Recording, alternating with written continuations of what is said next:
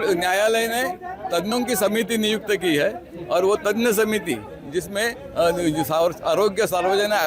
सार्वजनिक आरोग्य का विषय होगा, ये तज्ञ समिति उसके ऊपर निर्णय लेगी और वो निर्णय लेने के बाद वो निर्णय न्यायालय के सामने रखेगी।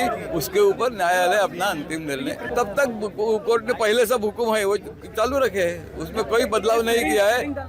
खाली उसके लिए न्यायालय ने परवानगी दी है कि जिसको अर्जी करना है कबूतरों को दाना डालने के लिए, उन्होंने आयुक्त के पास अर्जी करना है, यानी कि जो अर्जदार थे यहाँ उनमें से उन्होंने अर्जी करना है और वो अर्जी पर न्यायालय उनको सुनेगी और स्टेक होल्डर्स को सुनेगी जिनको कुछ कहना है इस बारे में, दोनों बाजू में देना है नहीं देना है, उसका विचार करके आयुक्त उसका निर्णय ले लेगा। नहीं, अभी कुछ सवाल उठता नहीं, अभी न्यायालय के हुक्म है।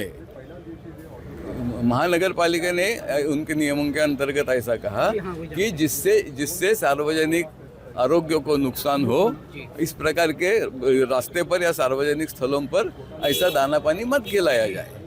तो इस हिसाब से जो कृति की गई उसके खिलाफ ये जो अर्जी न्यायालय में जो अर्जियाँ गए उसके खिलाफ आ गए, उसके ऊपर न्यायालय ने ये कहा कि ठीक है, अभी तो चल रहा है वो सही चल रहा है, लेकिन उसमें कुछ न कुछ निर्णय लेना पड़ेगा क्योंकि हम कोई उसमें से उसके तज्ञ नहीं है, इसलिए तज्ञ समिति की नियुक्ति की है। और तज्ञ समिति जो अपना निर्णय देती है उसके आधार पर न्यायालय अपना अगला निर्णय दे देगी। कुछ कह ही नहीं सकती, बीएमसी कुछ नहीं कह सकती।